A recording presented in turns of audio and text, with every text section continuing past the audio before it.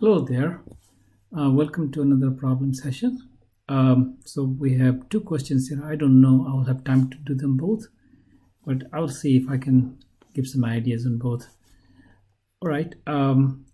So first one is you have two circuits. One is connected to some outside source, which is not given here.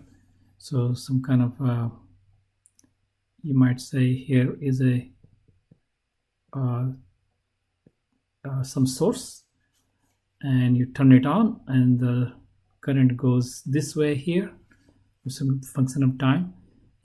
This current can be going other way if this is like a cosine or sine or something like that, so which varies. It can flip around, but just a function of time, some arbitrary function of time. Okay, not just increasing in time or decreasing in time. It can be increase in at one time increase, another time decrease. And these are circular loops, and we can ignore this part of the circuit. Okay, so ignore this part of the circuit. So we are going to find mutual inductance between one circular loop and another circular loop, which are concentric and coplanar. Okay, so second part is two circuits, just like over here there are two circuits. They're connected through nothing. It's just an iron core that goes around it, and this is the transformer circuit where I vary current here. Current is induced here, current and EMF is induced here. So this is called, primary, and this will be called secondary. And you can use this current and EMF accordingly here. So the number of turns here is N1, number of turns is N2. Current flows here is I1, which is a function of time, and current of this current will be a function of time. So when you're looking down over here, these loops are, if the current is flowing in there, is flowing clockwise, and if you look from the same direction, this is going counterclockwise. Okay, that's important to note, just to make sure the signs are right. Okay, so let's get back to figure 1. What is mutual inductance? Well, you know that if I have one circuit and if this is a function of time, then this circuit has its own magnetic field that's some of the magnetic field is actually piercing through this area in closed loop. So we had a magnetic flux of this, so phi self from the self magnetic field B. So this is defined by B dot n hat d area, and this is some element here is d area, and n hat is, if the current is going this way, then right hand rule will give you n hat that way. So that's the flux, and this B is actually proportional to the current. So this will be proportional to the current that's going around it, and we write this as equal to self-inductance of self-inductance. So when you work it out, this will be some constant, this will be self-inductance. So now when you have two circuits over here, you have two circuits, make it separate like this, some arbitrary. So you have two circuits. So this is C1 and C2. So if there is a current going over here, if this current going C1, if you look at right hand rule, some of its magnetic field will go through here, like that. And so as far as the flux through here will be from, so this is current I1, so this flux through to by current in I1 by I1. Okay, so you can write this as a phi of 2 1, and that should be proportional to the current I1. More current I have here, more flux will go through here.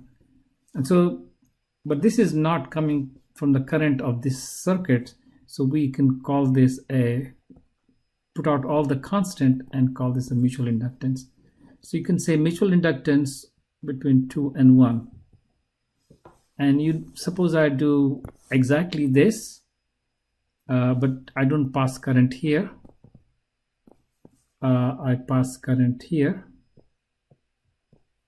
B2, and the MI2, I mean, and then right hand rule will tell you that magnetic, so this is going this way. So if I do, so there will be magnetic field. So this is B2 by this current.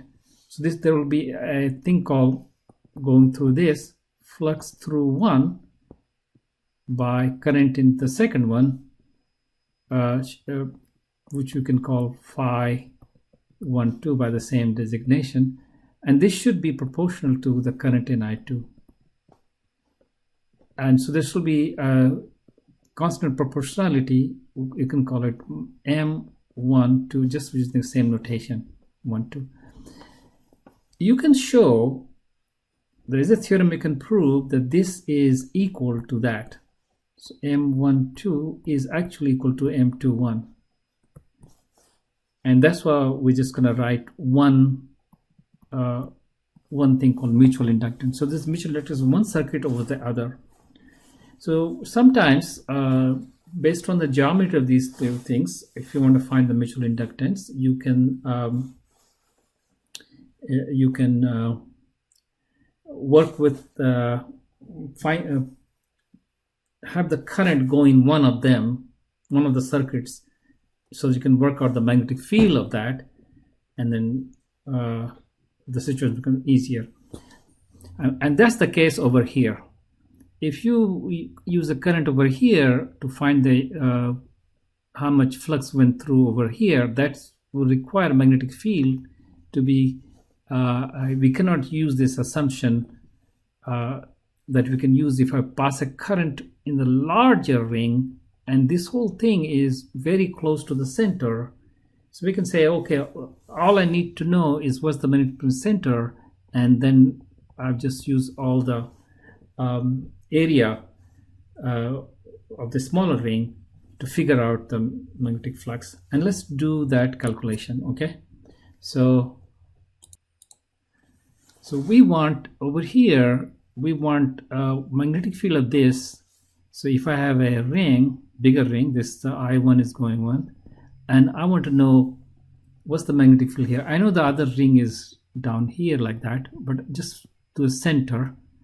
So if you work out, there's no symmetry here in terms of using Ampere's law, so we use Biot-Savart law.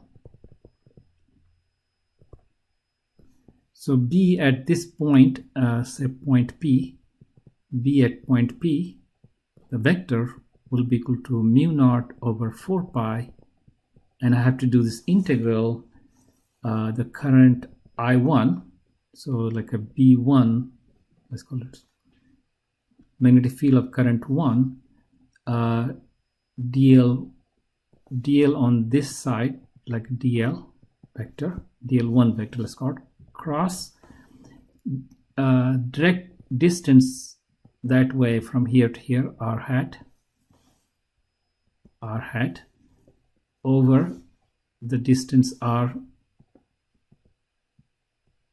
square.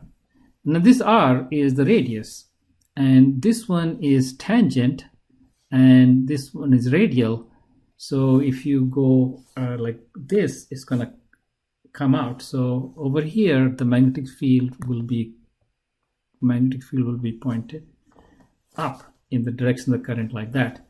So this if this is the direction, say n hat, normal to this actually coming out. So this just gives me n hat mu naught I1 doesn't depend on I1 is the same everywhere, so it's going to come out of 4 pi, and so dl cross r hat, just this distance is r2 d theta 0 to 2 pi, and this is r2 square. I mean, this is r1 square. I'm sorry, this radius is r1. So this is r1 square, r1 square. So this just become r1 constant. So this whole thing comes out to be n hat mu naught I1 over 2r1. So what's the flux through this circuit? This circuit flux through this area, by I1 by, so this just is equal to, you can see this is, I will assume that this is same everywhere, so it's just going to be mu naught I1 over 2r1, this is same, times the area of this loop, which is pi r2 square. Now I need to organize it so that make a constant times I1, and that's just mu naught, and you have a pi times mu naught over 2 r2 square over r1. So this is from the previous slide we had, that just equal to mutual inductance times I1. So mutual inductance, so question 1 can be answered very easily. Mutual inductance is a pi mu naught r2 square over 2 r1. Okay, I hope I didn't make any calculation error, but it looks right. Okay. Why do we need mutual inductance? So because Faraday law says that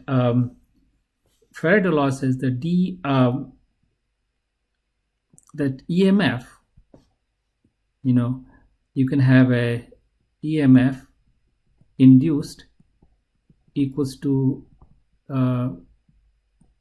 E in the circuit, E dot dl is equal to minus d phi b dt. It doesn't say wherever the phi comes from, whether it comes from the other circuit or same circuit. So here for the mutual inductance is going to be minus d by dt mutual inductance, say I1. So this will be EMF induced in C2, will be this integral on the C2, and this will just give you how much EMF will be induced. So M is constant, so di1 dt. And so this is the, if the resistance of this was R2, I mean, so resistance, let's see resistance of circuit 2 is, let's call it little r2 for resistance. Then EMF will, induced EMF will induce some current. So this will look like current induced. So EMF, so I2, current induced in the 2 will be equal to EMF in 2 over the resistance of the 2 will just be equal to minus M of the resistance 2 di1 dt. And you can see that you can rate at which you current here changes causes that current to go in current to develop in this second circuit due to mutual inductance.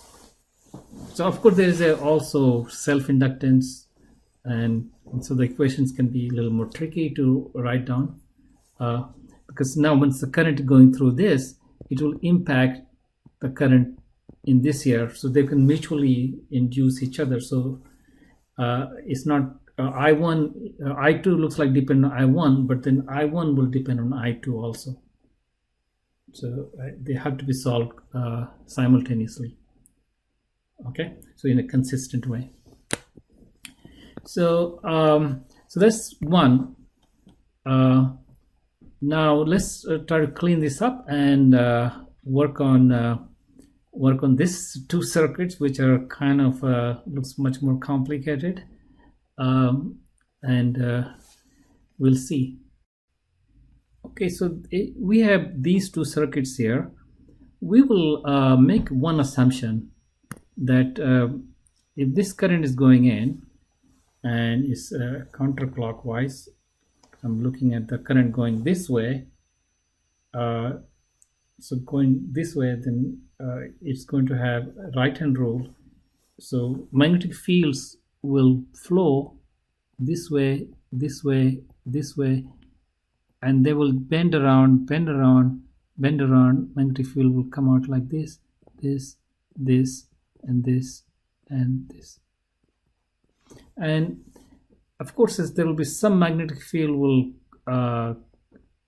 escape, but we are going to say that none of these escapes. Okay, so we'll just say ignore these fringe fields. We're not going to say all the magnetic field lines that get generated here, they also go through all the loops here.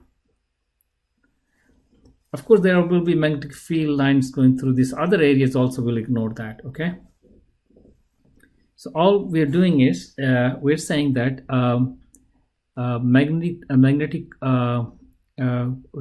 there are two circuits, and in this circuit, let's write down the equation for this circuit.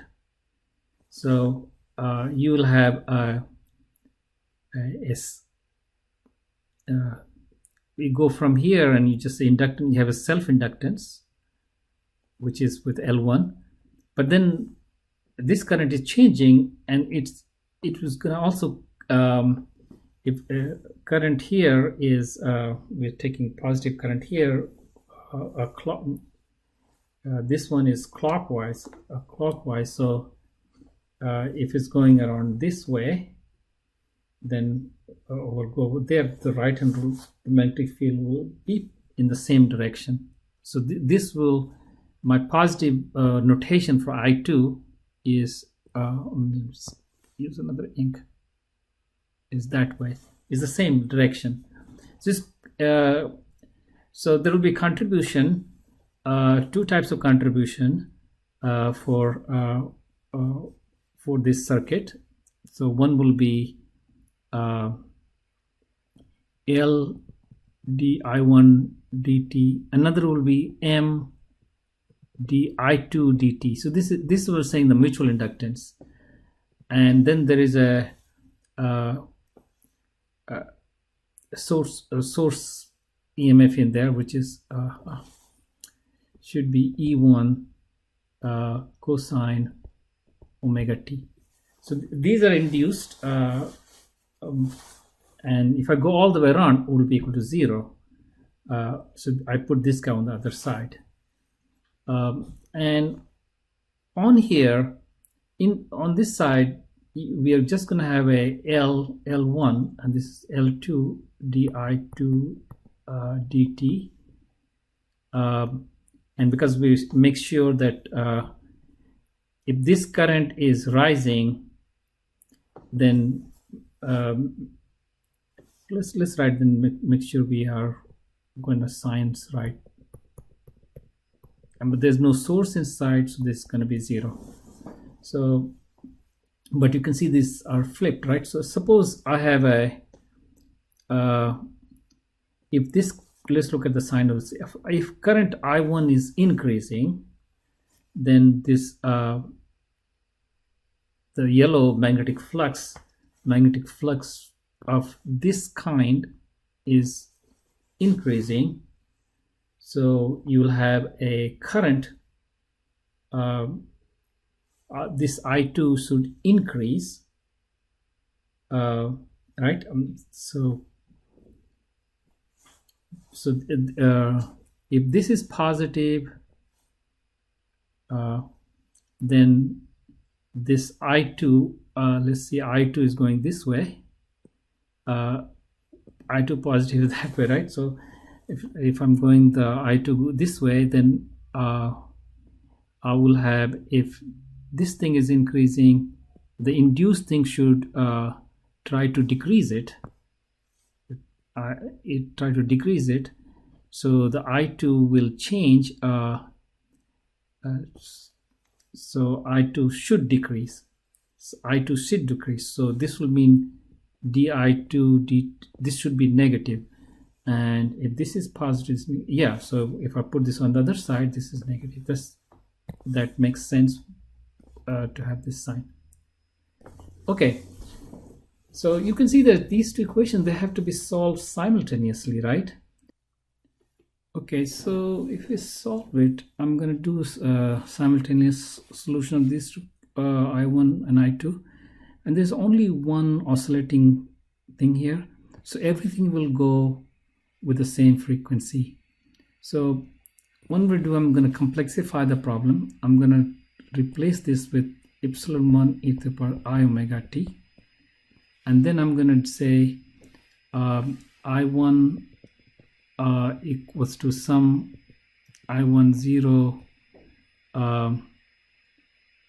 and e to the power I theta 1 e to the power I omega t. So some complex number times I omega t, and I2 will be some same kind of complex number, I20 I theta 2 is I omega t. So let's call this A1 and this thing in parentheses as A2. Just so when you plug this in there, e to I omega t will cancel out, and we're gonna just L1 A1 plus M A2 and E1 over omega, and L2 A2 plus M A1 will be 0. And so A1 and A2 is the one we're going to solve. So we can try to multiply this with M and multiply this now to get rid of L2, multiply this by L2 and this with M, and then subtract. So we get rid of A2, and so we have a L2 L1 minus M square. This whole thing times A1 is minus epsilon 1 L2. So I need to multiply L2, this guy, over omega, minus I here, minus I, yeah, minus I omega, yeah. So you can check this. I want you to kind of plug and kind of get to this place. So the A1 and A2 is just going to be, so this will just give me A1 will be epsilon 1 L2 over omega times L1 L2 minus M square, and this can be written as e to the power I pi over 2 with a minus sign here, and A2 from here will be minus M over L2 A1. So if I know A1, so this will just become a this minus can be e to the power I pi. So this equal to e to I pi, and combined with that, I'm going to get E1M over omega times L1 L2 minus m square e to the power plus I pi over 2. So e to I pi with a minus I pi over 2 will give me this.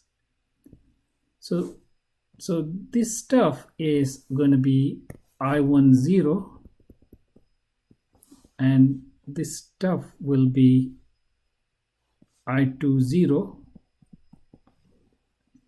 So I will be the real part of this.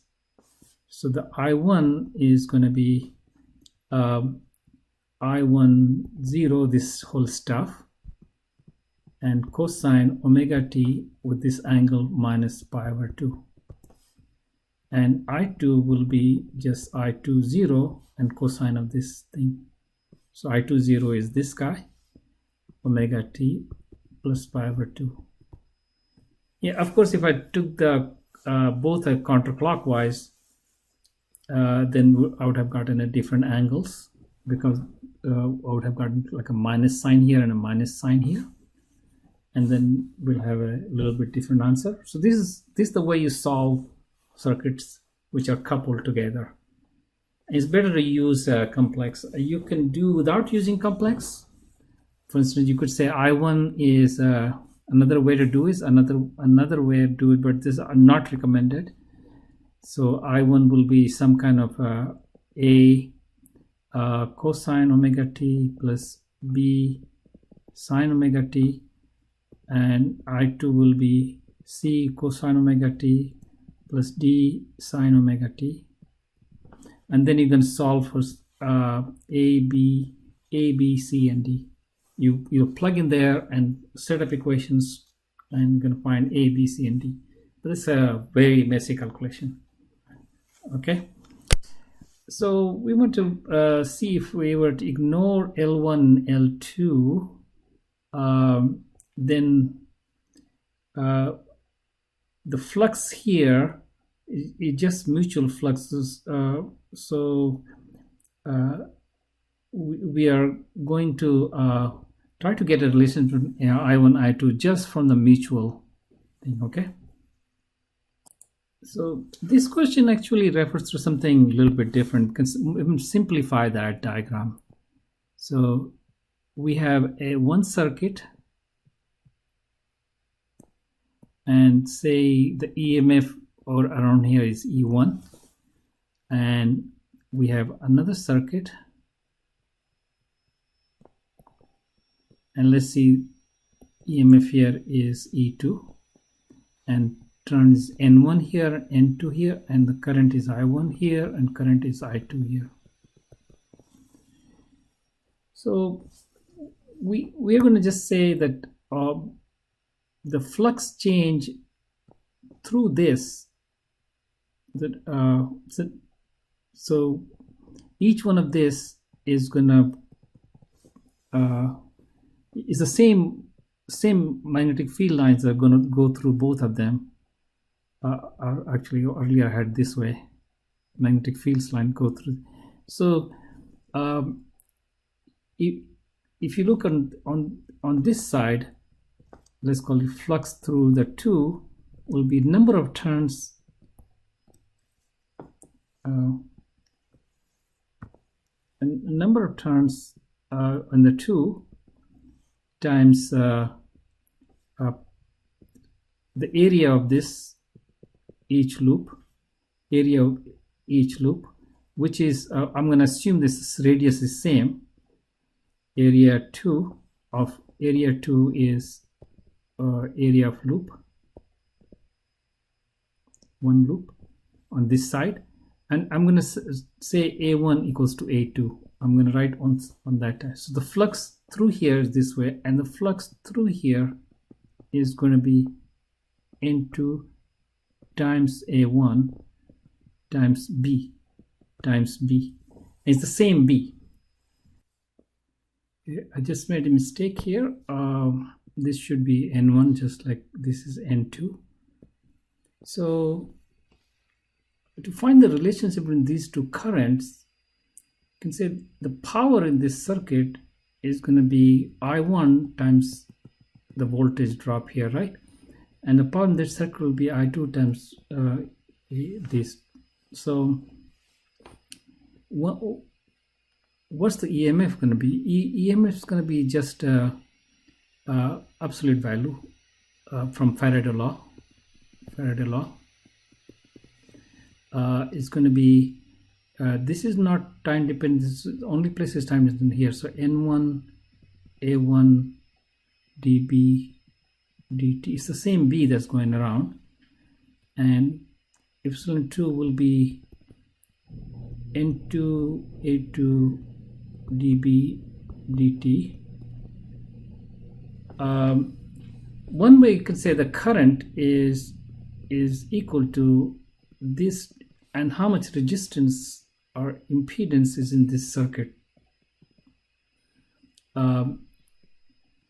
And that's a separate issue. It doesn't take you anywhere, doesn't help you relate these two. So we just forget about that. We want to use another principle that I1 E1 is equal to I2 E2. This is the power. Is that so? If you do that, you can see that this guy can be written like that. So let's write over here. So I1 times E1 is N1 A1 dB dt, and the other side is I2 times N2 A2 dB dt. And this we're assuming the same, so that's, and this of course the same. So we find that I1 over I2 is N2 over N1. So now if we put this back in here, we are going to get E1 E2. So the voltages or the EMFs will be just, you can see just the opposite is going to be I2 over I1, and this is going to be N1 N1 over N2. So the more turns, the higher the EMF, right? So suppose N1 had 5 turns and the N2 has 10 turns, then there, this will be so-called a step up transformer, because E2 is greater than E1, since N2 is greater than N1. So if but if you have N1 10 and N2 5, if then you have a E2 is actually less than E1, and so this is called a step down transformer. Okay, so that's what we mean by just kind of ignoring L1, L2, etc., looking at just a mutual inductance part, and we don't really need to solve equation of motion to relate the currents and the EMFs induced in the two circuits. Okay, so I'm going to stop here. It's been a long video. If you really like this video, I'll appreciate it with a like button. Hit the like button. You can get much more at my website, physicsbootcamp.org, and I would appreciate if you can subscribe to this. It helps the channel grow, and I'll see you in another video. Bye.